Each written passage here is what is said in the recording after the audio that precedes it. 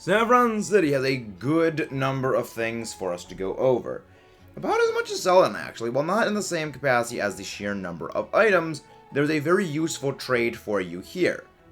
If you have a Raichu, you can trade for an Alolan Raichu. Because you cannot evolve your partner Pikachu, you are not able to actually get it. By, in this game, you have to go catch one. I'm a huge Raichu fan, came all the way from Alola, straight to Cantonian Raichu for my Raichu. See, I do not have one. It's so cute, though. It is indeed very cute. I love Alolan Raichu.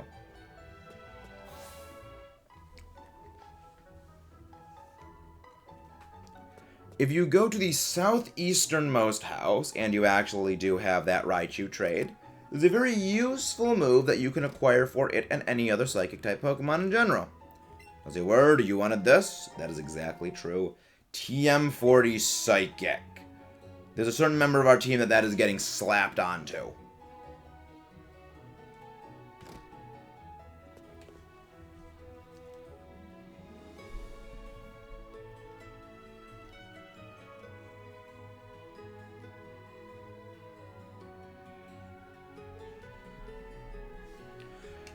There is another TM you're actually capable of getting in here, TM08 Substitute, if you show Copycat a Clefairy. There's also a Moonstone contained within her house, which, again, useful for evolving a Clefairy into a Clefable. Because I do not have a Clefairy, we are not going to be doing that. However, it is open and available for you guys. Chansey! Pink Blob. This is Copycat's house. As you can tell, she quite likes Clefairy.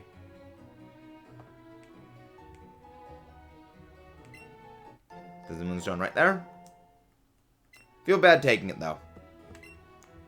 Hi. Do you like Pokemon?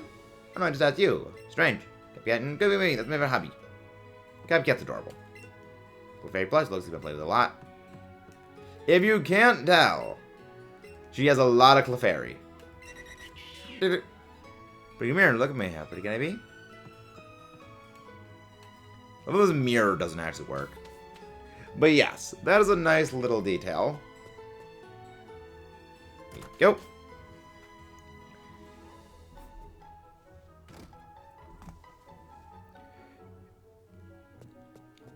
However, there is another thing for us to go before we wrap up things here for right now, as we are not going to be challenging the gym, as we cannot.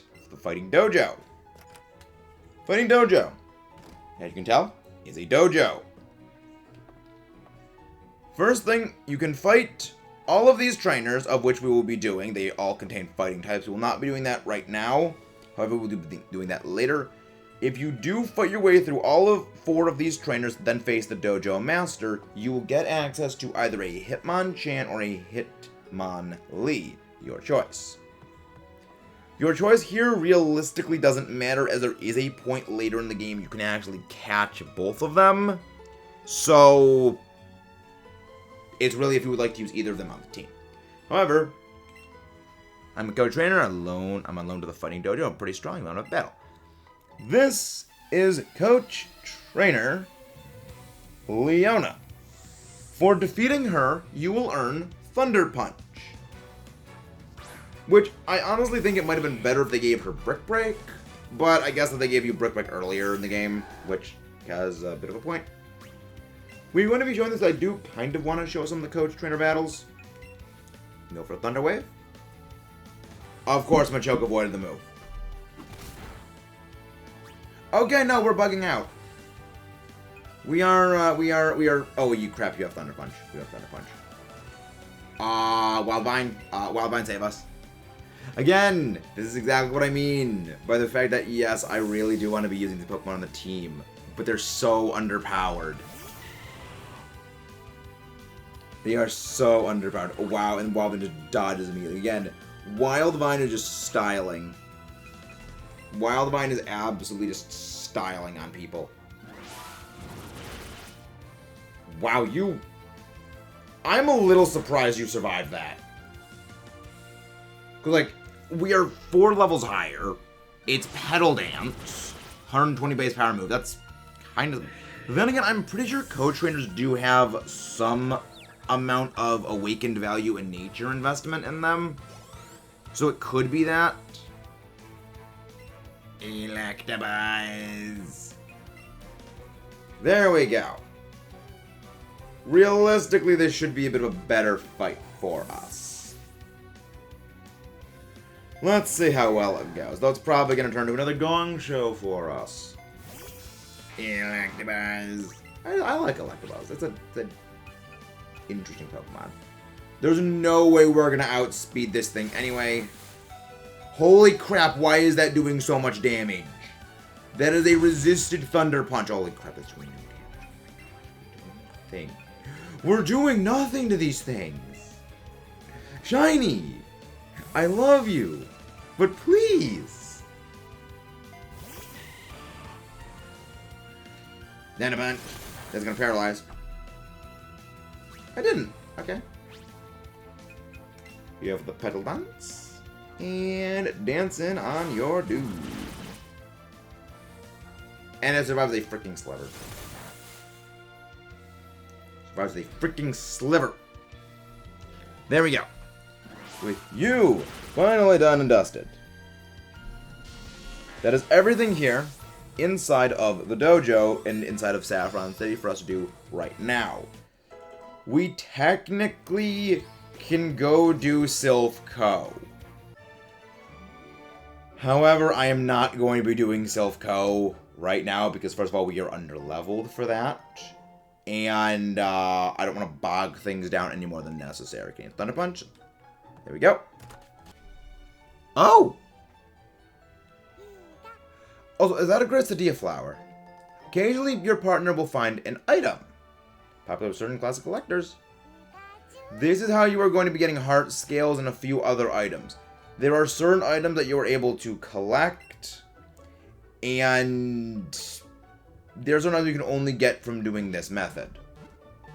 And it's a little annoying, however, there are ways of getting things like the heart scales that do not involve the partner just collecting them normally, randomly. So there's that. Route 16. This contains a TM for us. It also contains a PP up. Not exactly something I'm going to be using, but it could be useful. At least to you if you have a low PP move that you want to use a lot. Get effort, I'm going to make it up here. Right, the thing's up ahead. There's a TM on this route. I believe it is inside this little cabin. Oh, you found my secret treat. Please don't tell him I'm here or make up for this. With TM14, fly. Again, useful if you're going to go take on Erika. Route 17. Oh, Dragon finds something. Items will respawn on this route. What is it, shiny? What is it? Ah, yes. Your Pokemon will find berries in the plants quite often on this route. There's also a number of trainers to battle, so it is a decent spot for experience if you need to get leveled up. But again, trainer battles won't really give you all the experience necessary. Now, there's a coach trainer on this route. There's also an elixir. There's a good number of items here. There's a coach trainer that will give you TM Drill Run, as well as nearby them, there is actually a rare candy. So, very worth it to actually go exploring here. Yes, there's the coach trainer. Rare candy is...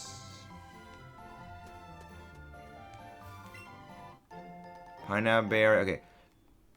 My thing just says rare candy near them.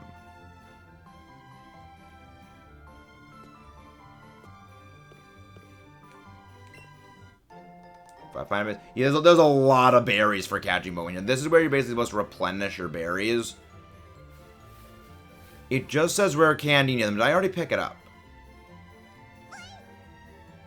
Yes, also, if you are playing Let's Go Pikachu, This is where you can finally get Eevee if you've been seeking one. Again, seeing as how we just had the mart that allows you to buy the evolution stones, you can get any of the 3 Kantonian ones. Really? I must have already picked up the candy then. Okay then. But yeah, that coach trainer we just passed, he will give you TM drone. Actually, I'll just go. There's nothing for you on Route 18. However, unfortunately, this is where we may need to be ending off. I do apologize for the lack of actual progress in the video. This was pretty much me just addressing that major issue of me being a bit of a blockhead and not actually going over everything. Alright, there we are. We are here at Erika. Oh, lovely weather, isn't it? So pleasant. Oh dear, I must have dozed off. Am I really that boring? Welcome, my name is Erika, the gym leader of the Celadon City Gym, student in the art of flower arranging. My Pokemon are all grass types.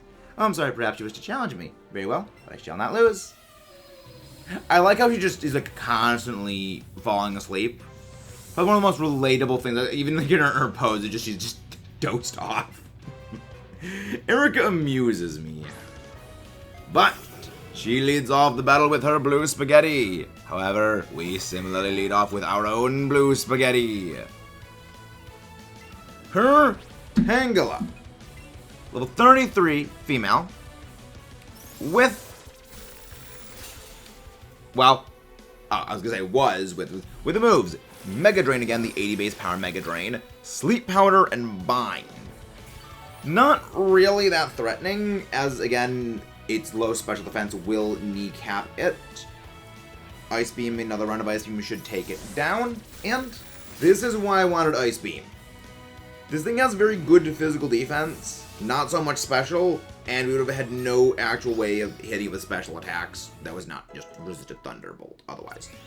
So now, Shiny can actually do some damage. And also, yeah, Pikachu is getting ridiculously over-leveled. Vileplume is terrifying. Well, 34. Giga Mega Drain and Moonblast. So actually got pretty decent coverage, even has something for Dragon types. It's probably going to go for a Moonblast against me. We're going to go into... I know we don't really have the best moves to face this thing down, as we can't learn Poison Jab. But Wild Vine is the only thing that defensively can match up well against it. Moonblast. It's not really gonna... It can't really threaten us all that much, which is good. But yeah, we are just gonna have to beat our skull into this plant to kill it. We will destroy the plant by headbutting into oblivion. Moonblast. Moonblast. I do like Moonblast. It's a... I do... It does amuse me how it does learn Moonblast, even though it's a flower thing.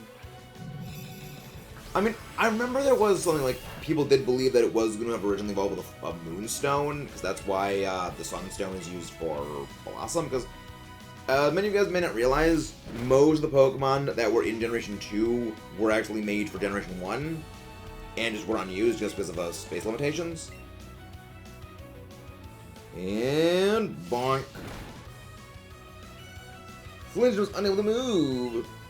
You know, let's... Timmy hasn't had his little spot in the sun yet. So let's let Timmy have some fun. Hopefully it doesn't get just bodied with a crit. Okay, good. It didn't drop the stats. Very good. Let's go for an Ice Beam. Manage to outspeed and freeze. I was going... If this did not manage to KO, I would be very disappointed in you, Staryu. I'd be very Staryu disappointed. Here we go. Everyone getting... And our final Pokemon, her Weeping Bell. Mega Drain and Poison Jab. Again, not the most easy thing to take down. Poison Jab is a little bit scary as it is level 33, and Poison Jab is a decent move.